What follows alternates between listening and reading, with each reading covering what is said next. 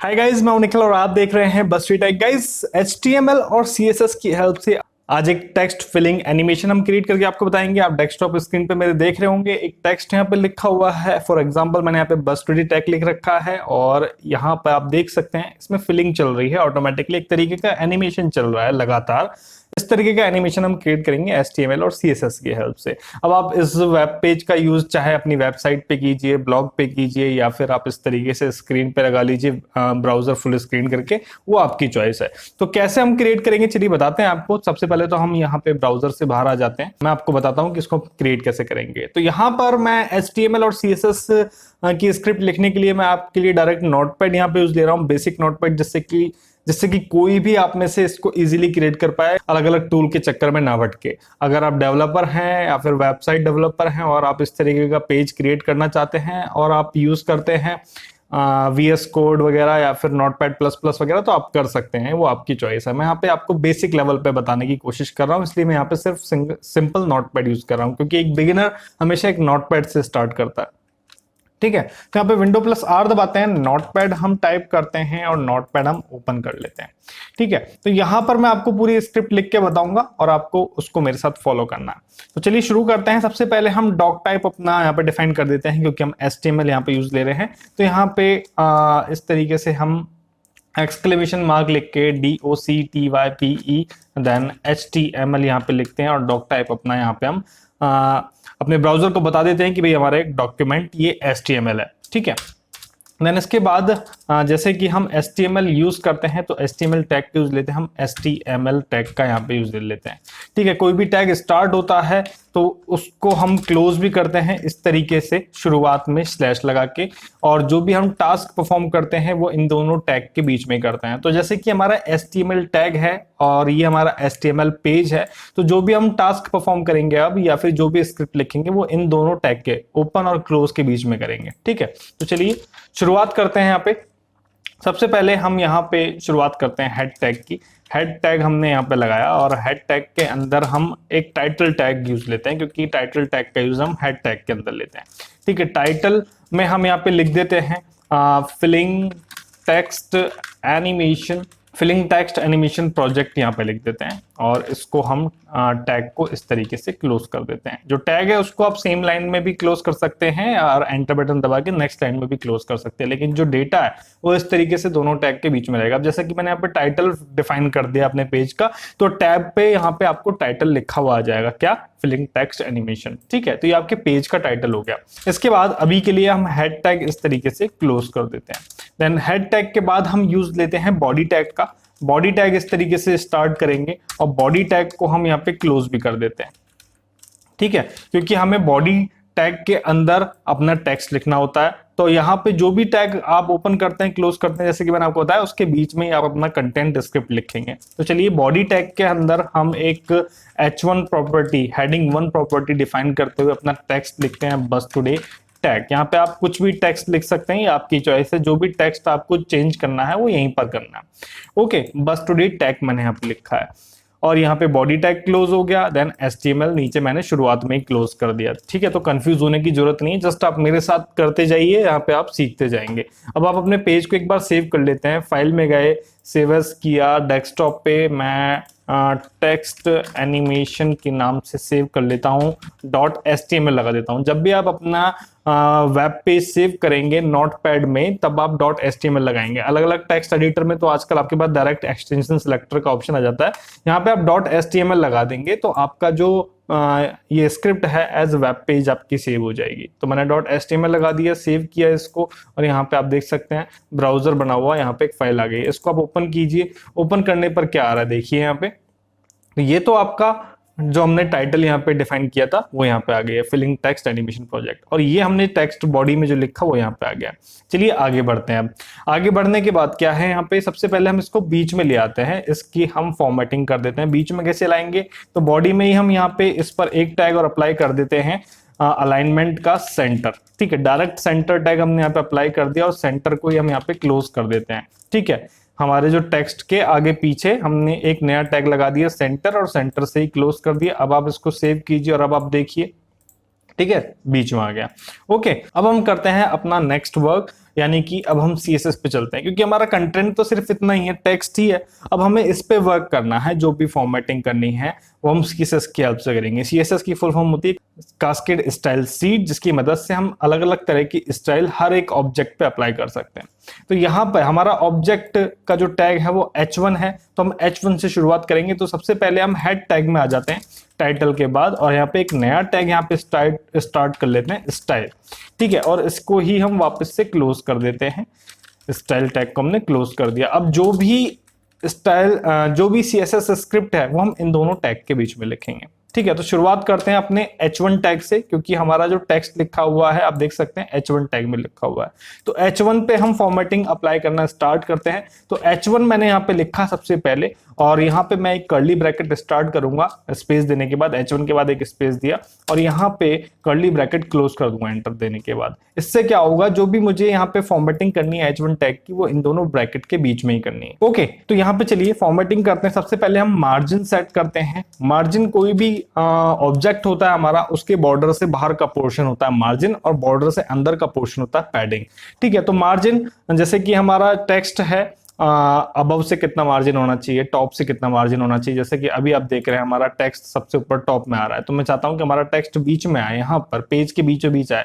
तो मैं ऊपर से यहाँ पे मार्जिन सेट कर रहा हूं, ठीक है। तो मैं यहाँ पे 200 पिक्सल का मार्जिन सेट कर देता हूँ, 200 पिक्सल स्पेस 0 देन सेमीकोलन, ये मैंने मार्जिन यहाँ पे सेट कर दिया, ठीक है। अगर मैं इसको सेव करके एक बार देखूं तो आप देख सकते हैं यहाँ पे जब मैंने पेज रिफ्रेश करा तो मेरा बीच में आ गया है टेक्स्ट, दैट मीन कि ऊपर से 200 पिक्सल यहाँ पे फिक्स हो गया, ठीक है। चलिए आगे चलते हैं। पैडिंग हम 0 ही कर देते हैं यहाँ पे, ठीक है। Then next is font size, font hyphen size, ठीक है। इस तरीके से ही फॉन्ट साइज आप डिफाइन करते हैं। 80 पिक्सल मैं यहाँ पे डिफाइन कर रहा हूं, आप चाहे कितना भी कर सकते हैं, 90 कर सकते हैं, 100 कर सकते हैं, जितना आपको चाहिए हो, ठीक है।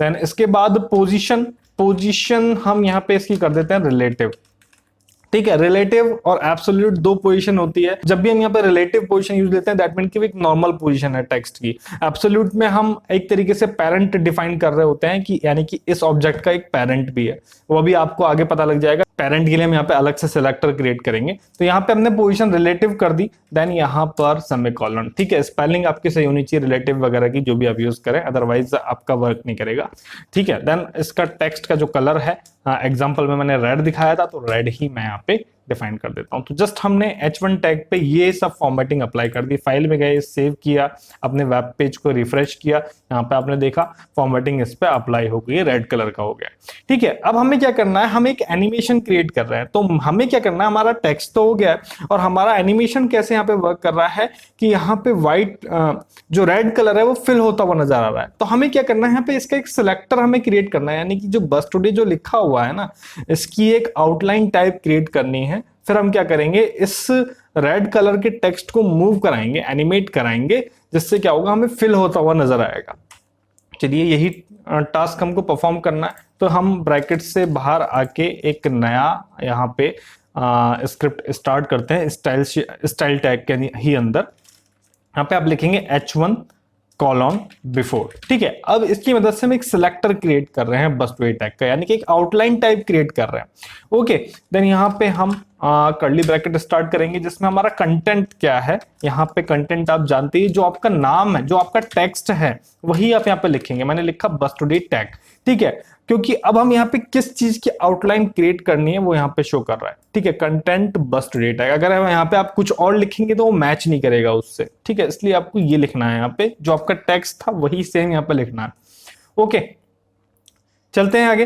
देन यहाँ पे पोजीशन, ठीक है। यहाँ पे पोजीशन आपको एब्सोल्यूट करनी है, जैसा कि मैंने आपको बताया था, क्योंकि इसका पेरेंट है वो नॉर्मल टेक्स्ट, इसलिए हमें यहाँ पे इसकी पोजीशन एब्सोल्यूट करनी है। देन टॉप से मार्जिन 0 रखेंगे हम, क्योंकि पेरेंट के बिल्कुल मैच होना चाहिए टेक्स्ट। लेफ्ट से 0 रखेंगे। विड्थ जो टेक्स्ट है उसके एकदम इक्वल रहेगी 100%, ठीक है। हाइट भी एकदम इक्वल रहेगी, HEIGHT कॉलन 100%, ठीक है। देन सेमीकोलन, देन देन अब हम जो कलर इसका डिफाइन करेंगे, जो हम यहाँ पे सिलेक्टर क्रिएट कर रहे हैं उसका कलर व्हाइट करेंगे, जिससे कि बैकग्राउंड में व्हाइट आएगा और आगे रेड कलर फिल होता हुआ आएगा। तो एक एनिमेशन आगे वाला मूव करेगा, पीछे वाला व्हाइट है तो फिल होता आपको नजर आएगा। कलर हम इसका इसलिए व्हाइट कर देते हैं, व्हाइट। ठीक है, कलर व्हाइट कर दिया। देन एक प्रॉपर्टी आती है ओवरफ्लो, जो कि स्क्रॉल बार्स के लिए होती है। अगर हम इसको हिडन नहीं करेंगे तो आपके पेज पे जब आपका टेक्स्ट मूव हो रहा होगा तो यहाँ पे आपको स्क्रॉल बार शो करता रहेगा। इसलिए हम ओवरफ्लो को हम यहाँ पे हिडन कर देते हैं। हिडन कर दिया हमने यहाँ पे, इसलिए हम इसको हिडन कर देते हैं यहाँ पे। ठीक है, हमने इसको हिडन कर दिया। देन अब हमें इसको एनिमेट करना है, इस सिलेक्टर को एनिमेट करना है। तो हम यहाँ पे एनिमेशन, यहाँ पे एक प्रॉपर्टी का यूज ले रहे हैं, एनिमेशन एट्रीब्यूट का यूज ले रहे हैं। एनिमेशन कॉलन एनिमेट 5 सेकंड का हम यहाँ पे एनिमेशन यूज ले रहे हैं और इनफाइनाइट तक चलता रहेगा। जैसे आपने देखा था कि यहाँ पे रुक ही नहीं रहा था, चलता ही रहा था। अगर आप इनफाइनाइट यहाँ पे यूज लेंगे तो वो एक पॉइंट बाद रुक जाएगा, एक एनिमेट बाद रुक जाएगा। तो यहाँ पे हम इनफाइनाइट का यूज लेंगे, जिससे कि वो लगातार चलता रहेगा और आपको ऐसा लगता रहेगा कि खाली हो रहा है भर रहा है, खाली हो रहा है भर रहा है, इस तरीके से। देन यहाँ पर जैसे कि मैंने आपको बताया था, यहाँ पे आप जब कर्ली ब्रैकेट स्टार्ट करते हैं तो क्लोज भी करते हैं, तो यहाँ पे क्लोज कर देंगे क्योंकि मैंने यहाँ पे क्लोज किया नहीं। ठीक है, इसको आप सेव कर देते हैं। सेव करने के बाद एक बार देखते हैं कि हमारा किस तरीके से यहाँ पे प्रोजेक्ट हो रहा है। तो आप देख सकते हैं यहाँ पे हमारा व्हाइट कलर का सिलेक्टर यहाँ पे अब आपको नजर आ रहा है, लेकिन अभी एनिमेट नहीं कर रहा। एनिमेट क्यों नहीं कर रहा? क्योंकि अभी हमने यहाँ पे फ्रेम क्रिएट नहीं करे हैं, क्योंकि एनिमेशन का एक बहुत बड़ा पार्ट होता है फ्रेम्स। तो यहाँ पे सीएसएस की मदद से हमें फ्रेम क्रिएट करना है, तो की फ्रेम्स यहाँ पे क्रिएट करते हैं। कैसे करेंगे चलिए बताते हैं आपको। यहाँ पे चलते हैं वापस से अपने स्क्रिप्ट पे। यहाँ पे थोड़ा सा एंटर बटन प्रेस करा और यहाँ पे स्टाइल टैग के अंदर ही हम यहाँ पे वर्क करेंगे। @ की फ्रेम्स आप यहाँ पे लिखेंगे, की फ्रेम्स एनिमेट। ठीक है, हम किस पे वर्क कर रहे हैं? एनिमेट पे। और की फ्रेम्स एनिमेट हम यहाँ पे करेंगे, यानी कि अब हमें इसको एनिमेट कराना है इस टाइम के अकॉर्डिंग। ठीक है, कैसे कराएंगे? यहाँ पे करते हैं कर्ली ब्रैकेट स्टार्ट। सबसे पहले 0%। 0% हम यहाँ पे क्या अलग अलग परसेंटेज के हिसाब से, पहले 0%, 25%, 50%, 75% के हिसाब से यहाँ पे फिल होगा। तो यहाँ पे इतने इतने टाइम पीरियड पे हम यहाँ पे जो हमारा एनिमेशन है वो यहाँ पे सेट कर रहे हैं। तो 0% ब्रैकेट स्टार्ट, 0% पे हाइट हो जाएगी हमारी 25%, इस तरीके से। अब आपको इसी तरीके से, ये आपका पहला फ्रेम हो गया। नेक्स्ट थोड़ा सा ऊपर आते हैं। नेक्स्ट आपको यहाँ पे 25% पे अप्लाई करना है, 25 हो जाएगी आपकी 50%। ठीक है, इसी तरीके से मैं यहाँ पे 50% पे कर देता हूं 65%। इसी तरीके से एक और बार हम इसको पेस्ट करते हैं। ठीक है, और 75% पे मैं कर देता हूं उसको 40%। ठीक है, देन 100% पे हम कर देते हैं इसको 25%। ठीक है, तो यहां पे क्या होगा, जब आपका की पहले की, ये आपका की फ्रेम है और कितना हाइट तक वो फिल होगा, कितना हाइट तक जाएगा, 25% तक जाएगा, देन 50% तक जाएगा, देन 65% तक जाएगा, देन 25 वापस आ जाएगा। ठीक है, तो ये आपको यहाँ पे की फ्रेम फिल करना है। ठीक है, अब एक ब्रैकेट ये भी था की फ्रेम एनिमेट का, तो हम उसको भी नीचे क्लोज कर देंगे इस तरीके से। अब आप इसको सेव करेंगे, फाइल में गए, सेव किया आपने और अपने पेज पे जाइए और हम इसको रिफ्रेश करते हैं और आप देख सकते हैं यहाँ पे एनिमेशन स्टार्ट हो गया फ्रेम बाय फ्रेम। आप देख सकते हैं यहाँ पे किस तरीके से एनिमेशन चल रहा है, पहला फ्रेम, दूसरा फ्रेम, तीसरा फ्रेम, चौथा फ्रेम, और इस तरीके से यहाँ पे फ्रेम बाय फ्रेम यहाँ पे एनिमेशन आपका स्टार्ट हो गया। तो गाइस यहाँ पे आपने देखा कि हमारा जो टेक्स्ट फिलिंग एनिमेशन है वो क्रिएट हो चुका है और इस तरीके से आप भी क्रिएट कर सकते हैं और F11 दबा के आप इस तरीके से अपने डेस्कटॉप पे इसका यूज ले सकते हैं। आई होप कि जो वीडियो है HTML CSS पे बेस्ड एनिमेशन का आपको समझ आया होगा किस तरीके से हमने यहाँ पे टास्क परफॉर्म करा। वीडियो अच्छा लगा हो तो लाइक कीजिएगा, कमेंट करके बताइएगा आपको इन्फॉर्मेशन कैसी लगी। मिलते हैं आपसे नेक्स्ट वीडियो में नई जानकारी के साथ, तब तक के लिए धन्यवाद, जय हिंद।